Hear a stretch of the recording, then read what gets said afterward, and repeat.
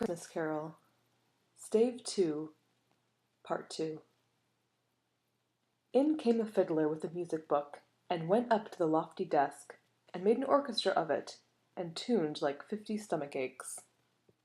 In came Mrs. Fezziwig, one vast, substantial smile. In came the 3 Miss Fezziwigs, beaming and lovable. In came the 6 young followers whose hearts they broke. In came all the young men and women employed in the business. In came the housemaid, with her cousin, the baker. In came the cook, with her brother's particular friend, the milkman. In came the boy from over the way, who was suspected of not having board enough from his master, trying to hide himself behind the girl from next door but one, who was proved to have had her ears pulled by her mistress. In they all came, one after another, some shyly, some boldly, some gracefully, some awkwardly, some pushing, some pulling. In they all came, anyhow and everyhow.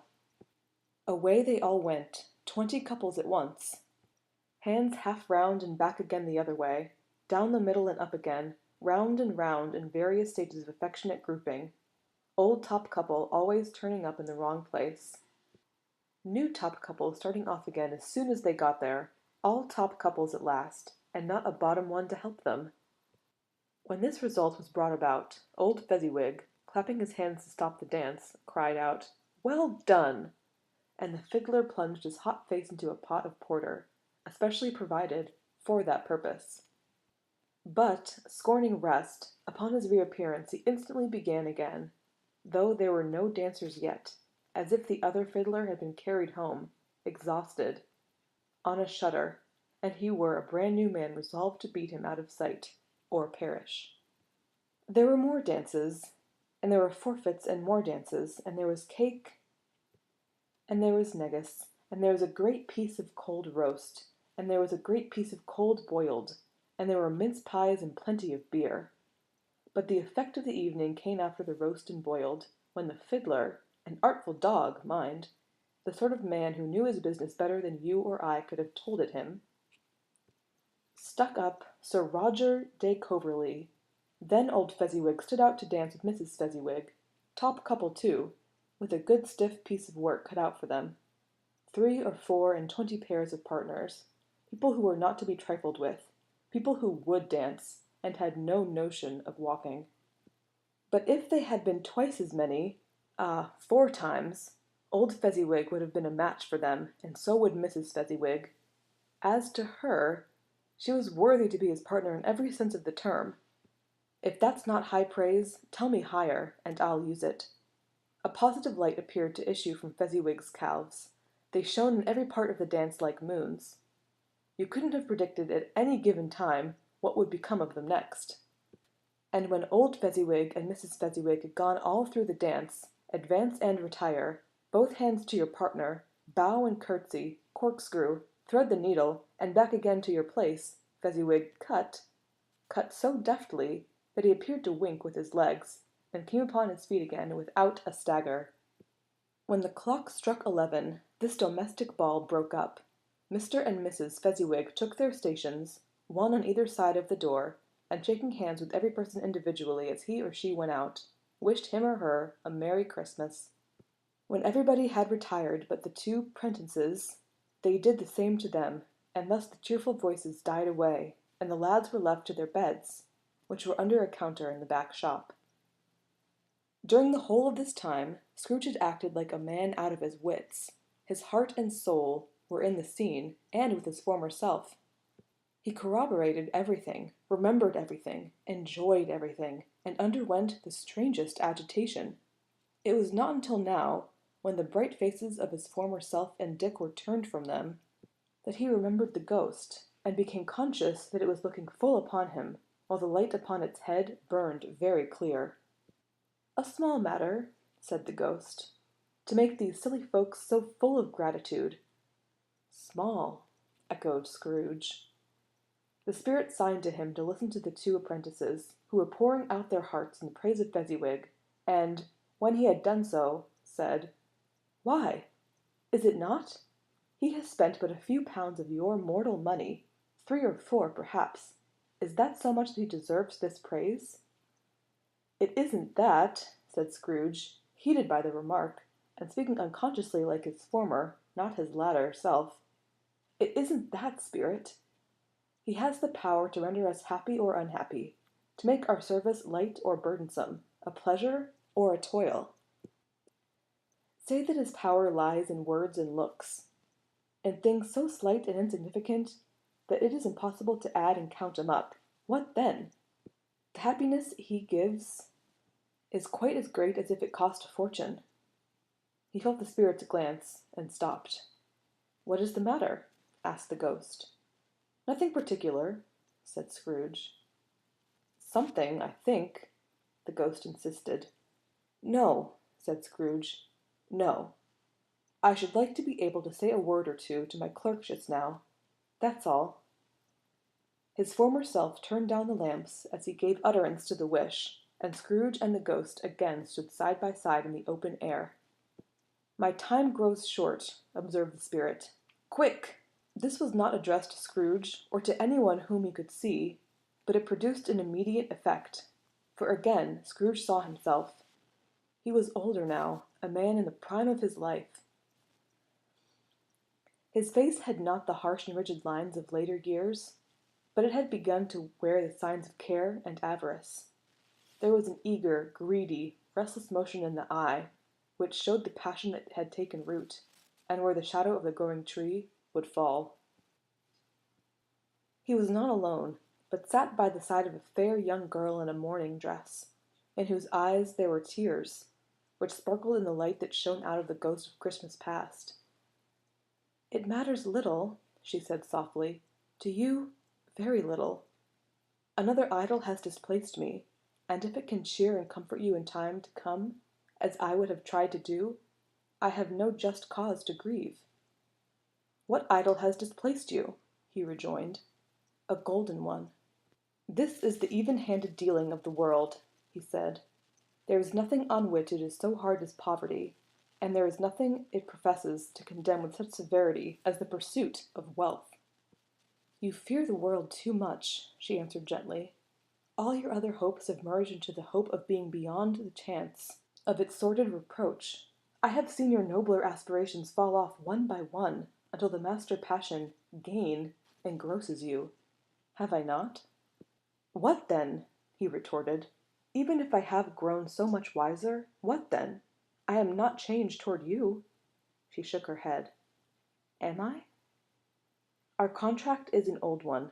It was made when we were both poor, and content to be so, until, in good season, we could improve our worldly fortune by our patient industry. You are changed. When it was made, you were another man.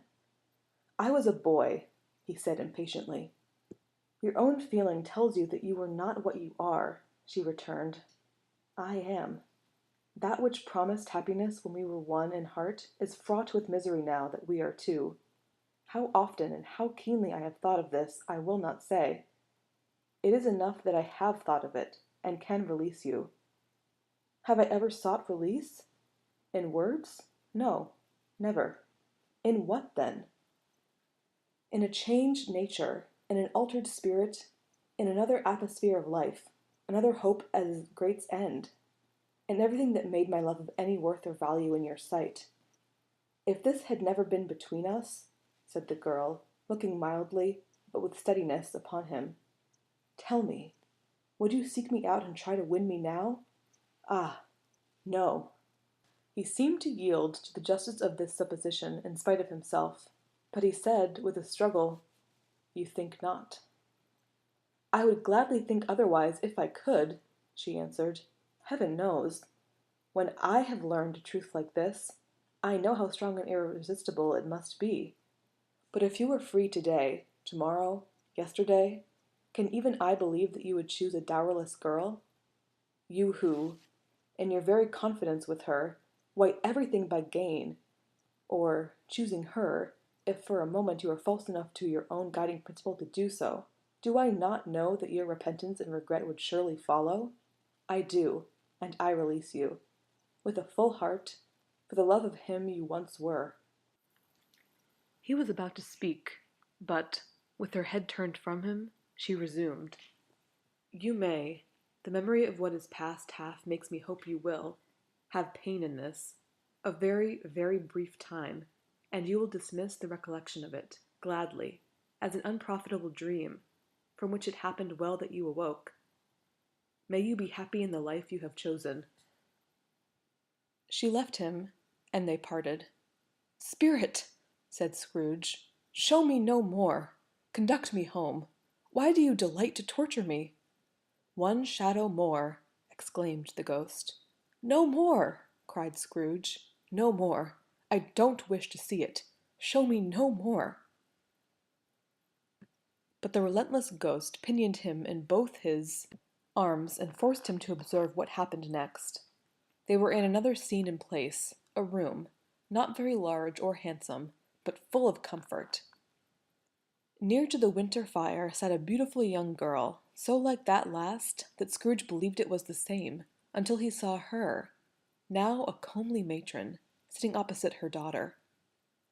The noise in this room was perfectly tumultuous, for there were more children there than Scrooge in his agitated state of mind could count, and unlike the celebrated herd in the poem, there were not 40 children conducting themselves like one, but every child conducting itself like 40. The consequences were uproarious beyond belief, but no one seemed to care. On the contrary, the mother and daughter laughed heartily, and enjoyed it very much, and the latter, soon beginning to mingle in the sports, got pillaged by the young brigands most ruthlessly. What would I not have given to be one of them? Though I never could have been so rude, no, no, I wouldn't for the wealth of all the world have crushed that braided hair, and torn it down, and for the precious little shoe, I wouldn't have plucked it off, God bless my soul, to save my life. As to measuring her waist in sport, as they did, bold young brood, I couldn't have done it. I should have expected my arm to have grown round it for a punishment, and never come straight again. And yet I should have dearly liked, I own, to touch her lips, to have questioned her, that she might have opened them, to have looked upon the lashes of her downcast eyes and never raised a blush, to have let loose waves of hair, an inch of which would be a keepsake beyond price. In short, I should have liked, I do confess, to have had the lightest license of a child, and yet to have been man enough to know its value. But now a knocking at the door was heard, and such a rush immediately ensured that she, with laughing face and plundered dress, was borne toward it, in the center of a flushed and boisterous group, just in time to greet the father, who came home attended by a man laden with Christmas toys and presents. Then the shouting and the struggling, and the onslaught that was made on the defenseless porter, the scaling him, with chairs for ladders, to dive into his pockets, to spoil him of brown paper parcels, hold on tight by his cravat, hug him round the neck, pummel his back, and kick his legs in irrepressible affection. The shouts of wonder and delight with which the development of every package was received. The terrible announcement that the baby had been taken in the act of putting a doll's frying pan into his mouth, and was more than suspected of having swallowed a fictitious turkey glued on a wooden platter. The immense relief of finding this a false alarm, the joy and gratitude and ecstasy, they are all indescribably alike. It is enough that, by degrees, the children and their emotions got out of the parlor and, by one stair at a time, up to the top of the house, where they went to bed, and so subsided. And now Scrooge looked on, more attentively than ever, when the master of the house, having his daughter leaning fondly on him, sat down with her and her mother at his own fireside. And when he thought that such another creature, quite as graceful and as full of promise, might have called him father, and been a springtime in the haggard winter of his life, his sight grew very dim indeed. Belle, said the husband, turning to his wife with a smile, I saw an old friend of yours this afternoon. Who was it? Guess. How can I? Don't I know? She added in the same breath, laughing as he laughed. Mr. Scrooge. Mr. Scrooge it was. I passed his office window, and as it was not shut up, and he had a candle inside, I could scarcely help seeing him. His partner lies upon the point of death, I hear, and there he sat alone, quite alone in the world, I do believe. "Spirit," said Scrooge in a broken voice, "remove me from this place." "I told you these were shadows of the things that have been," said the ghost. "That they are what they are. Do not blame me." "Remove me!" Scrooge exclaimed. "I cannot bear it." He turned upon the ghost, and seeing that it looked upon him with a face in which, in some strange way, there were fragments of all the faces it had shown him, wrestled with it. "Leave me! Take me back! Haunt me no longer!" In the struggle, if that can be called a struggle in which the ghost, with no visible resistance on its own part, was undisturbed by any effort of its adversary, Scrooge observed that its light was burning high and bright, and dimly connecting that with its influence over him, he seized the extinguisher cap and by a sudden action pressed it down upon its head. The spirit dropped beneath it, so that the extinguisher covered its whole form, but though Scrooge pressed it down with all his force, he could not hide the light, which streamed from under it in an unbroken flood upon the ground.